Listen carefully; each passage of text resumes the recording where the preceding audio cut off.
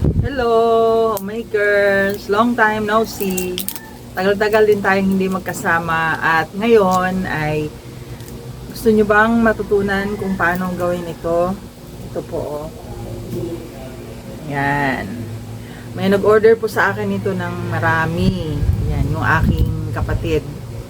Kasi i-giveaway po niya sa kanyang mga co-teachers. Yan, kaya ito ay napaka ganda po. Ayan po, roll on. Ito ay mabisa po sa mga sakit ng ulo. Ayan. Sarap po nito. Very concentrated po ito. Talagang mabisa dahil ito ay essential oil blends. Halo-halo po mga essential oil na may menthol, may camphor, meron ding methyl salicylate. Talagang mabisa ito sa mga kirot ng ating katawan. Yan po mga ka-homemaker. So, kung gusto nyong matutunan kung paano gawin ito for personal use at saka kung gusto nyo pong ibenta rin, pwede rin. At bahala na kayo magrehistro. Kasi ako, hindi po talaga ako gumagawa ng marami kasi magastos po yung syempre, kukuha ng mga lisensya. Pero for home use, maganda po siya pang giveaway. At kung negosyohin mo talaga, ikakareer mo talaga, magmamass production ka, syempre, kailangan mo nang kumuha ng lisensya. So, mga homemakers, samahan niyo po ako. Tagal-tagal din tayong hindi nagkita-kita. So, sige po, samahan niyo po ako. Salamat po at sana tapusin niyo yung video.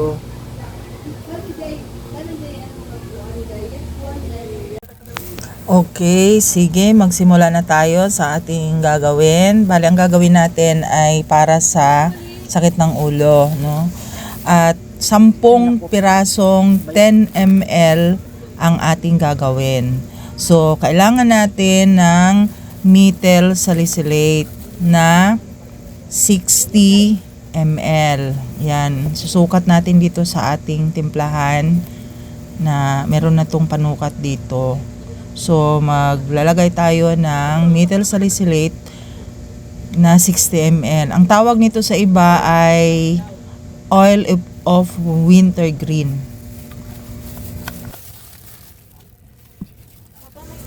Ngayon naman ay ilalagay natin sa ating timplahanan ang camphor crystals. Maglalagay tayo dito ng 1 kutsara. Ayan po ang ating sukatan. Ihalo natin doon sa ating methyl salicylate.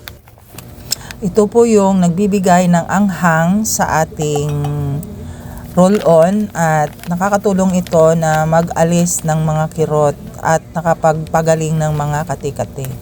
Next ay ilagay naman natin ang menthol crystals. Ang menthol crystals, yun yung nagbibigay ng cooling effect sa ating ginagawa, itong haplas natin.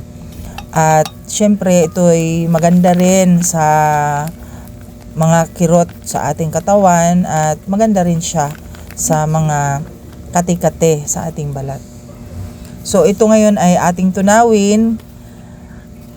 Magpapainit tayo ng tubig at ilagay natin ito para uminit siya. Hindi naman sobrang init, basta magkaroon lang siya ng init at haluin natin hanggang siya ay matunaw.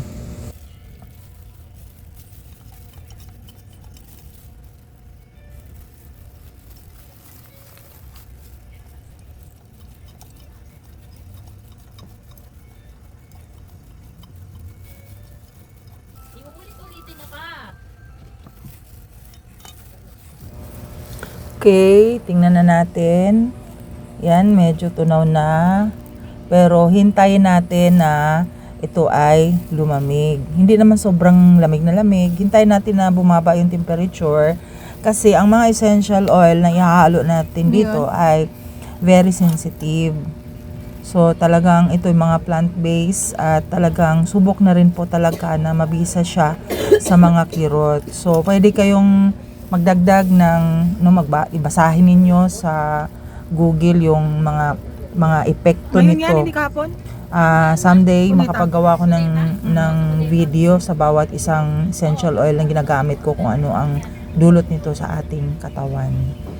So ngayon, ilalagay natin ngayon ang eucalyptus essential oil. At maglalagay tayo ng 20 drops. Pasensya na po kayo at medyo maingay dito sa aking katabi. At syempre, hahaluin nating mabuti ang ating mixture. At susunod natin na ilagay dito ay ang peppermint essential oil. Yan, maglalagay po tayo ng 20 drops na essential oil na peppermint.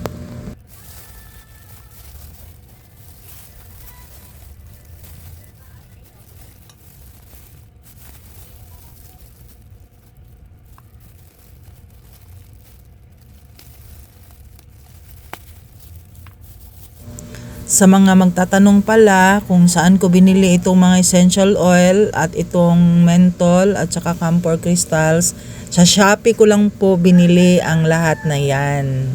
So, isi-search nyo lang po sa Shopee yung mga sangkap na nilalagay natin at bahala na po kayong bumili.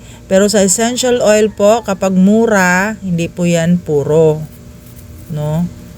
Pag mahal, nasa 100 plus ng 10 ml, ayan, makakasigurado ka dyan na puro yan. Next nating ilalagay ay ang Near essential oil. Maglalagay tayo ng 40 drops. Ayan. Madami-dami ang ilagay natin dahil ito po talaga ay pangtanggal sa kirot. Ayan. So, ayan nga, isa-isahin ko yan someday ang pagbablog ng mga epekto nito sa ating katawan, yung mga ginagamit ko. So, hahaluin lang po yan lahat mga ka-homemakers. Ganyan lang po kasimpleng gumawa. At pagkatapos ay ilalagay lang siya sa mga bote na 10 ml na roll-on. Ayan, kasi maganda ito, very handy po siya. Pwedeng ilagay sa bag. Kung saan kayo pupunta, pwede yung daladalahin yan. Irarab nyo lang sa parte na masakit. O kung gusto nyo ipanghilot, pwede rin yan na panghilot. Kaya lang, syempre maliit nga lang yan. At very concentrated po yan. Hindi po kailangan ng sobrang daming ilagay mo. Kaya nga maganda siya, pag daladalahin mo, ilagay mo lang sa i-rub mo lang sa sentido mo, yan, maibsan na po, tapos konting hilot, yan, maibsan ka na po. At pwede rin siyang i-rub mo sa palad mo, tapos i-rub mo yung dalawang palad mo, tapos lang hapin mo siya. Maganda po siyang, mabisa po siyang gamot sa sipon at sa kaganon din sa makate o masakit na lalamunan. Yung magsisimula ka ng ubuhin o magsisimula ka ng sisipunin, maganda ito lalanghapin. Ayan, so kaya po ako gumawa nito. Actually 20 po tong gagawin ko, so yung order ng kapatid ko, pero 10 lang kasi yung 10 piraso na gagawin ko sa isang video ko gagawin, hindi ko sabay na ginawa yung 20 para madali lang yung sundan. At saka yung isang video ko kasi sa isang 10 piraso na ginawa ko para yun sa Facebook na gagawin kong pang-upload doon. So, ayan po mga ka-homemakers, after na nilagay natin yung mga haplas natin dyan sa 10 ml, lalagyan ko naman siya ng label para po presentable. At nakasulat din sa label natin yung mga inihalo ko dyan, kung ano yung halo. Para madali ninyong ma-search kung para saan ba yan. Yan po, at saka mga ka-homemakers, disente po tingnan kapag may ganun. At saka alam mo kung ano ang laman. Yan po ang reason bakit naglalagay tayo ng mga sticker dyan o label. Sabi nung iba, bakit daw naglalagay ng label, hindi ka pa naman BPAD registered. Syempre, para naman maayos yung gawa natin, hindi natin mapagkamalan na pagkain o ano pa man, may label yan. So, para safe na rin po.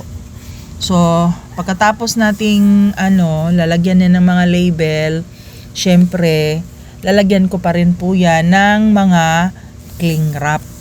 Ayan, lahat po na yan ay sa Shopee ko binili. At yung cling wrap pala,